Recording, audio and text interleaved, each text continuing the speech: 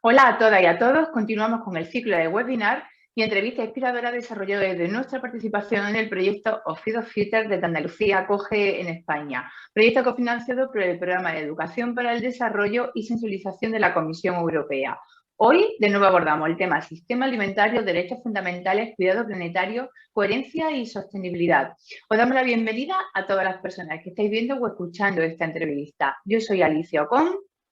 Y yo, Natalia Italiano, y estaremos a cargo de este espacio. Además de esta entrevista, recordaros que ya están disponibles otra entrevista inspiradora en el canal YouTube de Andalucía Acoge y webinars temáticos sobre sistema alimentario, derechos fundamentales en el sector agrícola y salud, cuidado y coherencia planetaria. En las redes sociales de Andalucía Acoge estaremos compartiendo toda la información.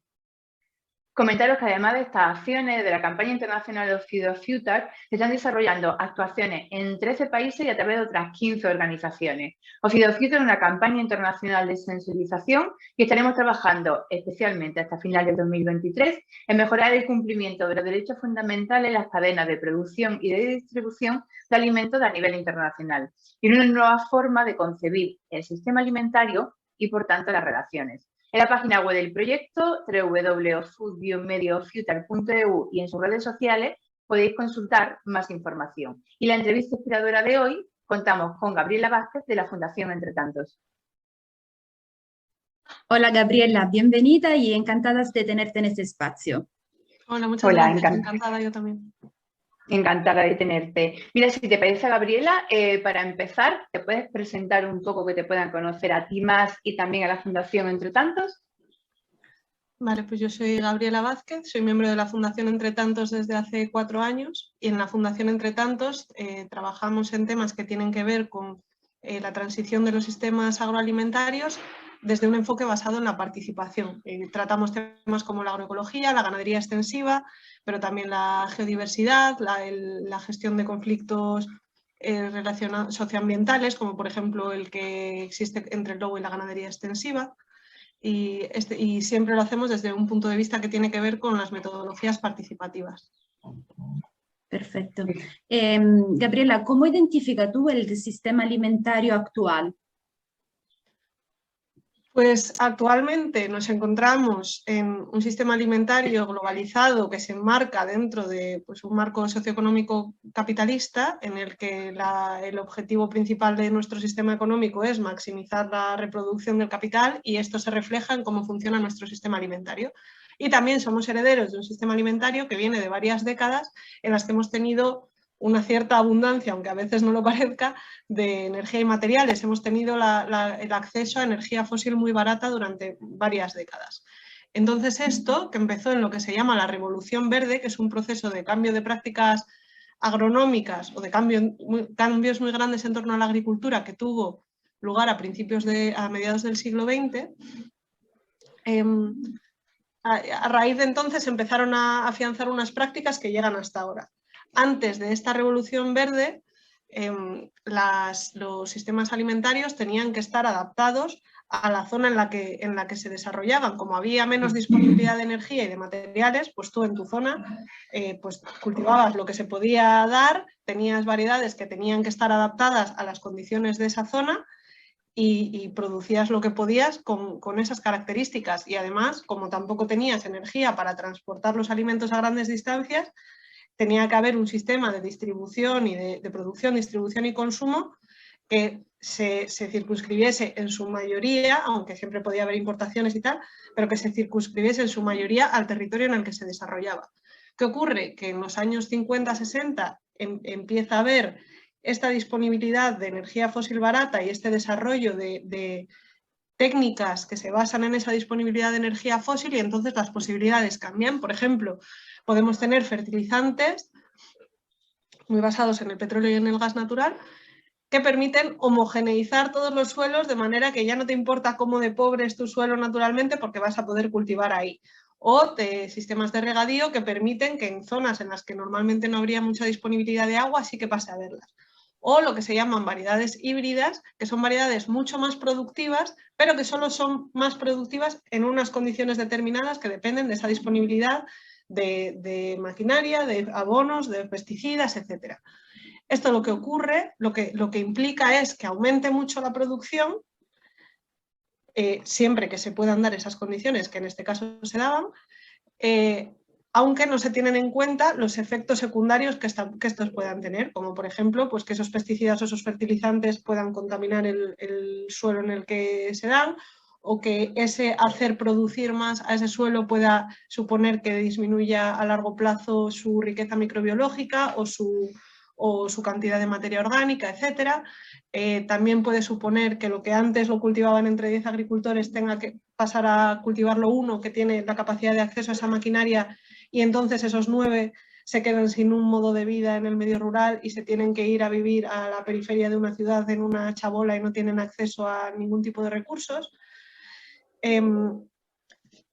¿qué ocurre? Que una consecuencia que sí que tiene este cambio de prácticas agrícolas es que aumenta mucho la producción, y que en muchos lugares esto permite que aumente también mucho la población, y esto en su momento se percibe como un progreso y una mejora de las condiciones de vida a nivel global.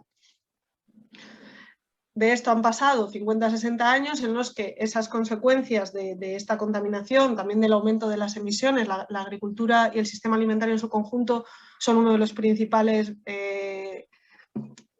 responsables, o son responsables de hasta 1/3 de las emisiones de gases de efecto invernadero. Se ha ido viendo también esas consecuencias sociales de que mucha gente se haya visto desplazada del medio rural porque ya no puede, no encuentra acceso a esos modos de vida. También se ha destruido mucho tejido social y comercial porque ahora en unos pocos sitios se producen alimentos para llevar a lugares muy lejanos, o porque en aquellos países en los que los costes laborales y ambientales son mayores, se han dejado de producir muchas cosas que se producen en lugares más baratos porque se pueden transportar hasta aquí, ¿no? También hemos visto cambios, pues, por ejemplo, en nuestro modelo ganadero, porque mientras que en unas condiciones en las que tienes poca energía disponible, tus animales tienen que depender del territorio en el que viven, por ejemplo, del acceso a pastos, si tú lo que quieres es tener muchos más animales en ese mismo espacio, tienes que traerles el alimento de fuera, porque ese pasto, por ejemplo, pues solo puede alimentar a unos pocos animales por hectárea. Si quieres tener a más animales concentrados, pues por ejemplo tienes que cultivar soja, que implica deforestar zonas de selva en el Amazonas y luego transportar esas hojas hasta aquí para poder hacer piensos con los que alimentar a esos animales. Entonces ahora nos encontramos en un momento muy clave en el que las consecuencias de este modelo cada vez se hacen más evidentes, cada vez se hace más evidente que es necesario implementar determinados cambios, pero este modelo está muy acelerado y solo va para adelante, y tenemos ciertos hábitos muy enquistados que dependen de este tipo de modelo y que solo pueden perpetuarse si mantenemos las condiciones que garantizan este tipo de modelo. Entonces estamos en un momento en el que es necesario hacer cambios, y a la vez estamos en unas condiciones que a veces lo hace que parezcan difíciles de cambiar. Muy bien, y para ese tránsito, para ese proceso de cambio, que sin una duda es necesario, ¿qué papel jugaría la agroecología o cómo se desarrollaría ese tránsito o ese cambio desde la agroecología? Pues bueno, la agroecología es un concepto muy amplio. Yo lo voy a explicar más bien desde el punto de vista agronómico, pero también tiene es una teoría bastante más completa que tiene sus implicaciones globales con el cómo organizar las comunidades en torno a la relación con el territorio y con el sistema alimentario, y también tiene que ver con... Hay un concepto que tiene que ver con la agroecología, que es la soberanía alimentaria, que explora cómo dar la toma de decisiones en torno a la alimentación. Pero si hablamos de agroecología como desde un punto de vista más agronómico, con lo que tendría que ver es con repensar nuestros sistemas alimentarios de manera que podamos volver a adaptarnos a esas condiciones que tenemos en cada zona. Y esto implica, como decía antes, por una parte, reterritorializarlo, volver a tener una red de producción, distribución y consumo que se dé en cada zona y adaptada a las condiciones de cada zona, que esto implica, hay quien lo llama el modelo del bizcocho y la guinda, que no es que vaya a ser una autarquía en la que tengas que autoabastecerte de todo lo que necesitas, pero sí que si tú tienes, que si ahora, por ejemplo, tenemos situaciones en las que tú tienes un bizcocho en el que la harina y los huevos vienen de sabe Dios dónde y le pones encima una guinda que sí que es ecológica, de producción artesanal, de no sé qué, no sé cuánto, hacia lo que habría que ir es hacia lo contrario, que tú tengas un bizcocho en el que puedes saber que tienes harina, que tienes huevos, que tienes los alimentos básicos, pueden depender de tu zona, de la zona en la que estás, y luego si acaso pues puedes traer una guinda de importación especial de algún sitio si se tercia, pero que digamos lo seguro lo tienes afianzado. Y desde el punto de vista agronómico, esto implica también adaptarse a las situaciones que tenemos, que por una parte esto es aceptar que no podemos consumir fresas en febrero y por otra parte, pues que igual no se pueden cultivar tomates en el desierto, ¿no? Que las zonas que sí que hay ciertos avances tecnológicos que nos permiten mejorar las circunstancias de lo que tenemos, pero que en general deberíamos adaptar el chip a adaptarnos a las condiciones que nos da el medio natural en cada lugar y no tratar, en vez de tratar de forzar al medio natural a adaptarse a nosotras, porque esa segunda opción solo se puede hacer aportando desde fuera cantidades muy grandes de energía y de materiales de las que no vamos a poder seguir disponiendo y de las que no se puede disponer en todos los lugares. Entonces, esto implica pues que si necesitas fertilizantes tendrán que venir de tu propio sistema, como pueden ser, por ejemplo, los fertilizantes animales o algún otro tipo de materiales, pero que son propios de cada zona, que los pesticidas no pueden seguir estando... No podemos seguir dependiendo de los pesticidas de síntesis, no solo por los problemas de contaminación que generan o los problemas para la salud, sino también por cómo podemos abastecernos de ellos, por cómo dependen de una red global de producción que puede no seguir estando disponible. Entonces, para controlar nuestras enfermedades y nuestras plagas, en primer lugar, lo que tendremos que hacer es tener un sistema agronómico sano. Y luego, en el caso en el que haya que intervenir, que tendrán que ser las menores veces posibles, ver cómo se puede intervenir con sustancias que puedan provenir de ese propio sistema o de sus inmediaciones. Esto sería un poco como decir en un ser humano que lo principal es tener un sistema inmune que funcione bien para que te puedas defender de la mayor cantidad posible de las amenazas y luego cuando tienes que utilizar un remedio terapéutico que sea lo menos agresivo posible. Esto sería el equivalente. En cuanto a la ganadería, bueno, también en la agricultura, aunque esto también se aplica a la ganadería, hay algo que ha ocurrido, que es que con esa homogeneización de las condiciones se han perdido una gran cantidad de variedades de estas que estaban adaptadas a cada zona, tanto de plantas como razas animales, y una de las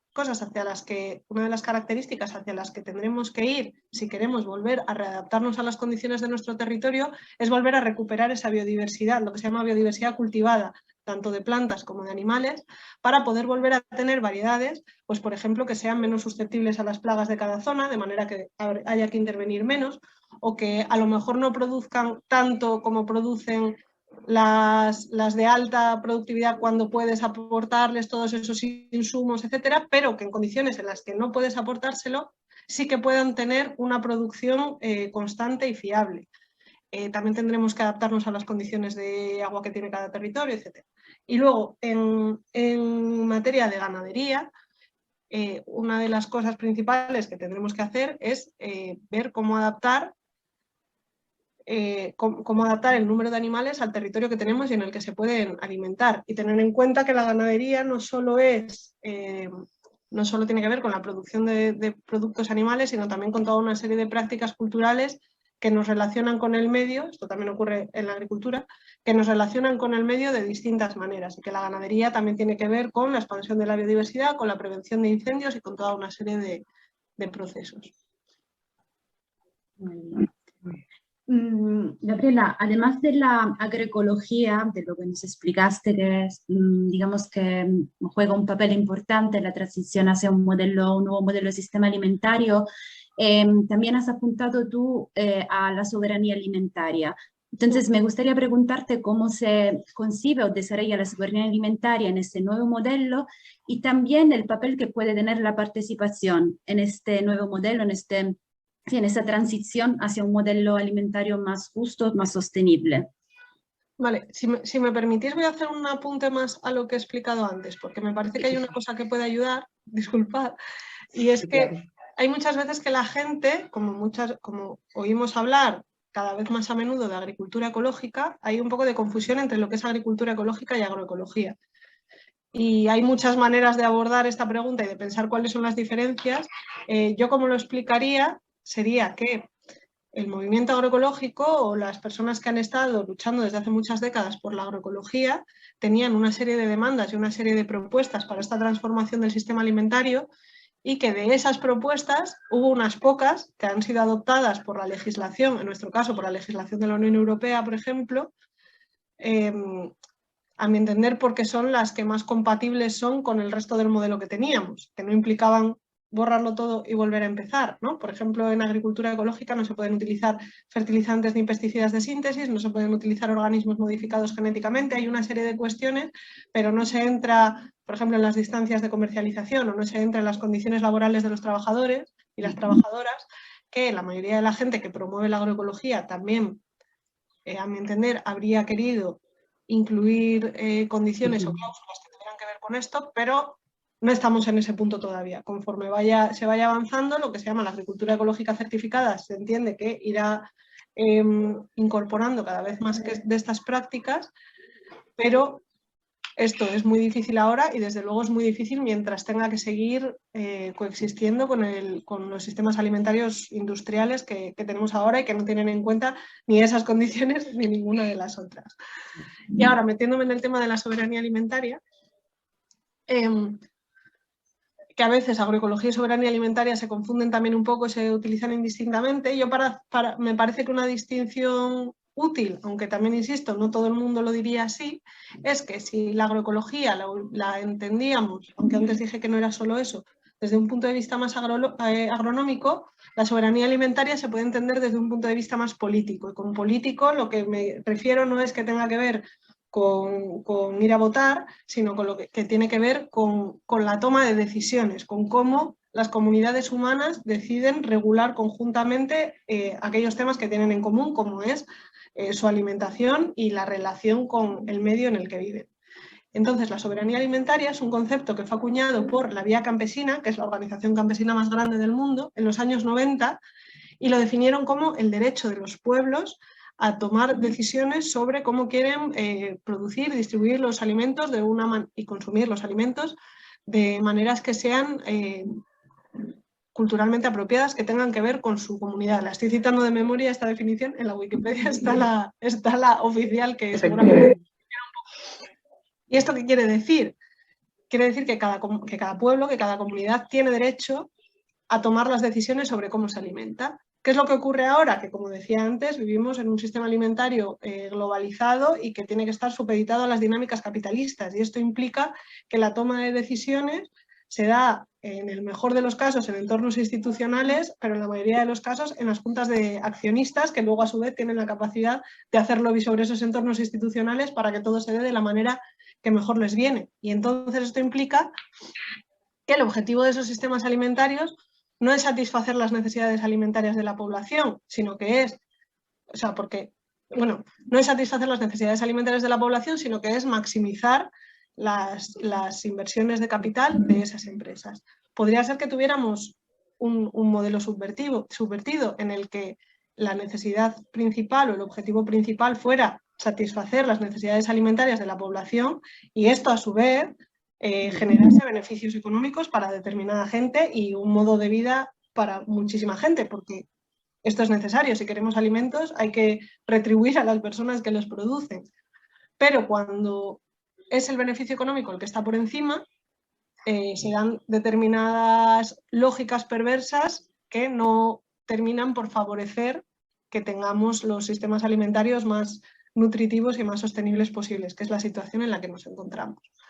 Entonces, en nuestro caso, desde la Fundación Entre Tantos, pensamos que en esta transición que tenemos que hacer, en estos cambios que tenemos que hacer en los sistemas alimentarios, la toma de decisiones no puede estar en estas juntas de accionistas o no puede estar únicamente en las instituciones, sino que tiene que tener una participación clara de las comunidades a las que va a afectar. Y esto puede tener diferentes formas en diferentes lugares, porque no en todos los sitios estamos igualmente preparados para participar en esa toma de decisiones. En muchos casos ni siquiera estamos acostumbrados o no hemos tenido la educación que te lleva a poder tomar decisiones en grupo. Y esto es algo en lo que tendremos que trabajar. Este es uno de nuestros objetivos. Pero pensamos que cuando eso se puede dar, lo que surge son regulaciones o políticas públicas o acuerdos que permiten que se tomen decisiones mejores para el conjunto de la población y mejores a largo plazo. Hay un ejemplo de esto que tiene que ver con los bienes comunes, que es también uno de los temas en los que trabajamos en la Fundación, que, bueno, los comunales o los bienes comunes, así explicándolo un poco mal y rápido, son un tipo de régimen de gestión de los recursos que no tiene que ver con lo privado, como que sería una gestión por una empresa, y no tiene que ver con lo público, como sería la gestión por un ayuntamiento o un gobierno, sino que es un tipo de sistema de gestión en el que es la comunidad que utiliza un recurso la que toma las decisiones en torno a ella. Lo explico. En muchos sitios esto se da, por ejemplo, para los pastos. Pongamos que vivimos en una zona de montaña en la que todos tenemos ganado y todos queremos acceder al pasto, pero sabemos que hay una capacidad limitada de ese pasto que tenemos que repartir entre todas las personas que queramos acceder a él. Entonces, nos juntamos, ponemos una serie de normas que garanticen que ese pasto no se vaya a degradar por un uso excesivo y vemos cómo lo podemos hacer para que todo el mundo pueda tener un acceso justo a ello, ¿no? Sin necesidad de que venga una empresa, se compre esos terrenos y sea quien decida cómo los explota, o un propietario particular,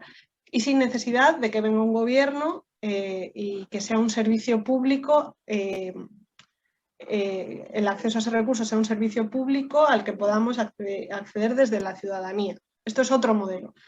que no tiene por qué ser la panacea ni tiene por qué aplicarse a todo, pero que en determinados casos consideramos que sí que es la mejor opción posible. Si a alguien le interesa más esto, la mujer que más lo estudió, que le dieron un Nobel de Economía por ello, se llama Elinor Ostrom, y hay, bueno, pues mucha información sobre ella y sobre este tema si alguien se quiere enterar. Entonces, este sería un ejemplo de cómo se puede tomar decisiones en comunidad referentes al uso de la tierra, al uso del agua. En España sigue habiendo, por ejemplo, comunidades de regantes en las que este tipo de toma de decisiones son las que se aplican al uso del agua de riego. Como decía, no siempre son sistemas perfectos y como todos los sitios en los que nos juntemos seres humanos, hay conflictos, hay desigualdades y esto solo hace más necesario trabajar en ver cómo se pueden solucionar. En nuestro caso, por ejemplo, algo en lo que hemos trabajado bastante es un tipo de proyectos que se llaman las estrategias alimentarias. Que esto implica en que aquí suele partir la iniciativa de una institución pública, pongamos un ayuntamiento que quiere hacer una estrategia alimentaria para su ciudad, que esto implica hacer políticas públicas que tienen que ver con la agricultura y la alimentación, pero no quieren escribirlas ellos como mejor les parezcan, sino que quieren contar con diferentes agentes sociales que tengan que ver con la alimentación. Y estos son las personas que se dedican a la agricultura, pero también las personas que se dedican a la distribución o personas que están en el consumo, como serían, por ejemplo, las asociaciones de las AMPAs de los colegios para los comedores escolares, o como sería la hostelería, etcétera, etcétera. Entonces, se junta a una serie de agentes que, como decía, tienen que ver con distintas partes de la cadena, se les plantea la situación de cómo queremos que sea la alimentación en nuestra zona, entonces se recogen las principales problemáticas, las principales soluciones, y este proceso puede estar informado desde un punto de vista técnico, y debe estarlo para que se puedan tomar decisiones adecuadas, pero a su vez lo que es la toma de decisiones depende de las personas que forman esa comunidad, y luego esto tiene diferentes fases de apertura al resto de la población, etc. Entonces, claro, como decía antes, lo normal y lo esperable cada vez que se juntan distintas personas es que surjan problemas y que surjan conflictos, pero esto no quiere decir que entonces esa vía ya no se pueda desarrollar, sino que lo que quiere decir es que tenemos que encontrar maneras de poder, ¿cómo se dice?, dialogar con el otro, de poder deliberar con los demás, porque ahora mismo estamos acostumbrados a una toma de decisiones en la que yo voto una cosa, tú votas una cosa y nunca tenemos que hablar entre nosotras, pero hay otras maneras de toma de decisiones en las que a lo mejor yo tengo que entender por el camino por qué tú estás decidiendo lo que estás decidiendo y de hecho existe incluso la posibilidad de que eso me haga cambiar de opinión. Eso ahora mismo nos encontramos en modos de toma de decisiones tan polarizados que esto parece absolutamente impensable, pero debería ser lo normal. Lo normal debería ser que cuando vemos los vídeos del Congreso no viésemos solamente a gente insultándonos unas a otras o tal, sino que estuviéramos tratando de ver un proceso en el que unos tipos de opiniones están tratando de comprender a los otros. Y esto que ahora mismo parece inviable a nuestro entender, no solo en el Congreso, que he puesto el ejemplo del Congreso, sino en todas las comunidades, a nuestro entender debería ser la manera en la que se tomen las decisiones, específicamente en los temas de alimentación. Perfecto, de verdad, clarísimo y súper interesante todo lo que plantea. Además de por la información, por cómo lo planteas y por cómo se puede visualizar rápidamente todas esas otras formas y todas las alternativas. En esos nuevos modelos, y además los que comentas, de espacio de participación, de desarrollo comunitario o de tener un proyecto o propósito común, que creo que también puede apuntar ese nuevo modelo de la soberanía alimentaria que comenta o ese nuevo modelo sociopolítico, sea como sea. Y lo hemos hablado también bueno, en el equipo y también en otros espacios, en otros materiales que hemos creado, es la sensación de que necesitamos nuevos modelos de relaciones también. Necesitamos, primero, nuevos modelos de relación con una misma, con uno mismo, nuevos modelos de relación con las demás personas. Las demás personas significa las personas que tenemos al lado, la persona que produce el alimento, las personas que otras. O lo podemos llamar un cambio de paradigma o centrado con un cable a tierra es relacionarnos de forma diferente o entendernos de forma diferente. Y de la misma forma que puede ser que sea necesario una nueva forma de relacionarnos con el ecosistema, con el medio o con el concepto de planeta como gran ecosistema o como gran espacio en el que estamos compartiendo, junto con flora, fauna, animales, etc. Es necesario que nos reconectemos de nuevo, aunque revisemos el concepto de la relación o que establezcamos el tipo de relaciones para esos nuevos modelos que apuntas. La razón por la que, como decía antes, el objetivo no es alimentar a la población, sino que el objetivo es maximizar la reproducción del capital, esto no viene de la nada, esto viene de todo un paradigma cultural en el que nos encontramos que favorece determinados objetivos que a su vez favorecen determinadas normativas que a su vez se traducen en determinados comportamientos individuales. Si tuviésemos un paradigma en el que no pensásemos que la vía para la felicidad es consumir más cosas del exterior, o que no pensásemos que tenemos que buscar esa felicidad o esa satisfacción a toda costa, a costa de destruir lo que tenemos para las siguientes generaciones, etcétera, pues claro, funcionaríamos de otra manera, ¿no? Hay gente que habla de que tenemos que pasar a lógicas del cuidado, tanto entre unas personas como con el medio, y hay veces que es un poco difícil visualizar en qué se traduce esto, qué significa esto. Hay una autora que se llama Kate Raworth, creo que es,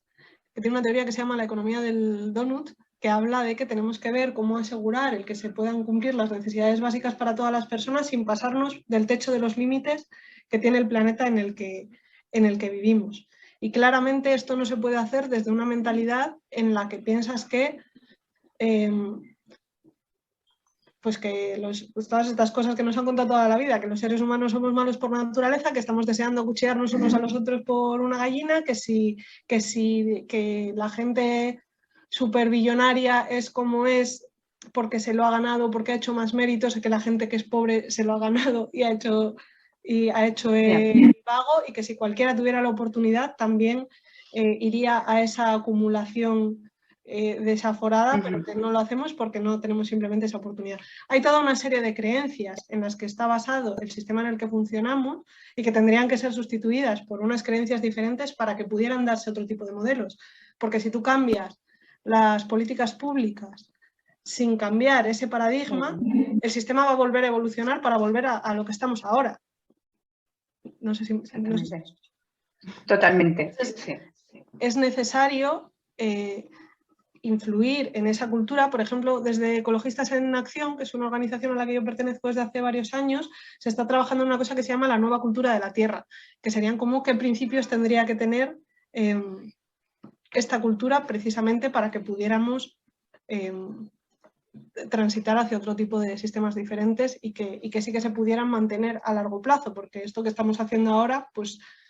tiene las patas muy cortas porque se basa en unos recursos que se degradan y que se terminan. Muy claro, estupendo. Gabriela, yo creo que con esa charla que tuvimos hemos hecho como un poco recorrido, ¿no?, de lo que es el actual sistema alimentario, todo lo que implica, y hemos hablado de la agroecología, soberanía alimentaria como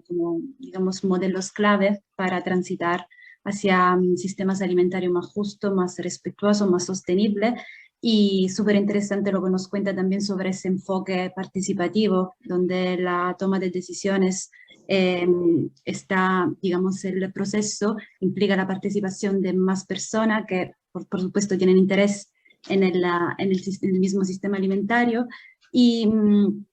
entonces la importancia de ese enfoque participativo. No sé si para un poco ir concluyendo, te gustaría, no sé, como compartir algún mensaje inspirador,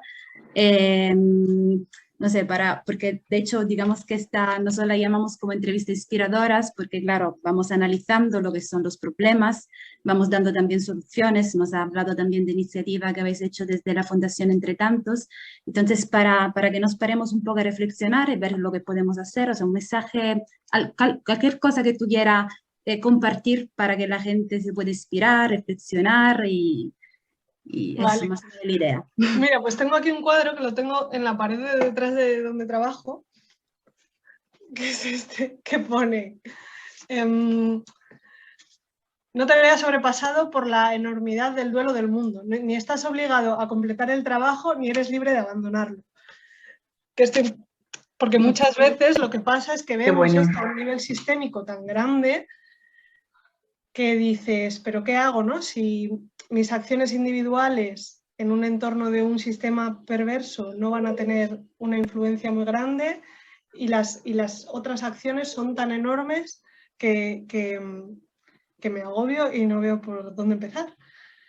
Pero para mí la cuestión es que hay mucha gente en esta misma pelea y que hay cosas más grandes que se han dado la vuelta. La verdad es que el panorama que tenemos es cada vez menos alentador, pero no podemos saber nada sobre lo que va a suceder en el futuro. Entonces lo único que podemos hacer es intentarlo y, como dice el dicho este, ni somos responsables de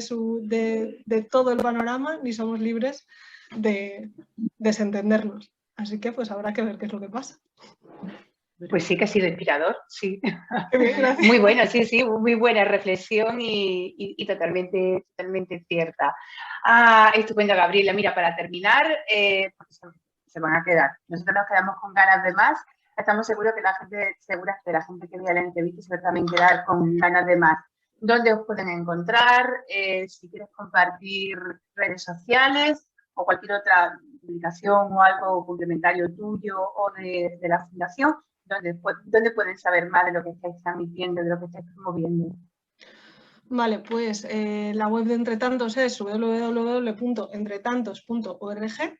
y tenemos Twitter, Facebook e Instagram, que no me lo sé de memoria, pero es cuestión de buscarlo. Bien. Y luego además varios de nuestros proyectos, que igual no he hablado muy concretamente de ellos, tienen sus propias webs y sus propias redes, como podrían ser la Plataforma por la Ganadería Extensiva y el Pastoralismo, que es una plataforma de participación para mucha gente que están relacionadas con la ganadería extensiva, Ganaderas en Red, que es un proyecto que también tiene que ver con la ganadería extensiva, pero desde el punto de vista del empoderamiento de las mujeres. Son unas mujeres que han hecho una red de apoyo mutuo para trabajar en los problemas concretos que tienen como mujeres viviendo en el medio rural y de la ganadería. Hay otro de los proyectos que es la Red de Municipios por la Agroecología, que lo que hace es poner en común, es también una red de participación de tanto ciudades como pueblos que quieren poner en marcha políticas públicas para favorecer la agroecología y la soberanía alimentaria, de manera que puedan pues, aprender juntas, darse ideas entre sí, etc. Tenemos también otro proyecto que se llama Píldora Verde, que es sobre qué herramientas necesitamos para que los agricultores convencionales puedan hacer la transición a ecológico. Y nada más, y bueno, seguro que hay más, estamos en un montón de proyectos y seguro que hay alguna otra web. Sí. Sí, la del Grupo Campo Grande, que es el grupo que decía antes de resolución de conflictos en torno a la convivencia entre el lobo y la ganadería extensiva, que es un proceso en el que llevamos varios años y del que también se aprenden muchas cosas. Y luego, concretamente, si alguien quiere contactar conmigo, yo en Twitter soy plansing_fisuras, pero ahí no, bueno, a veces hablo de estas cosas, pero sobre todo pongo pues vídeos de gatos y así como todo el mundo. Así que, bueno, si alguien quiere, pues ahí estoy. Nada, muchas gracias por esta entrevista. Y a ti también, ha sido súper agradable, súper ameno, súper informativo. Y claro, que lo estaba comentando en la tele, que era un poco el objetivo también de esta entrevista, pero de verdad activas, quiero decir, y eso lo de activar las chispas estas de quiero saber más, quiero activarme en esto, quiero como retomar esa medida de acción que cada uno hacemos en nuestra vida, en esta gran escala, en nuestra pequeña vida o grande vida, y de verdad que lo hace, así que enhorabuena. Muchas gracias. A ti.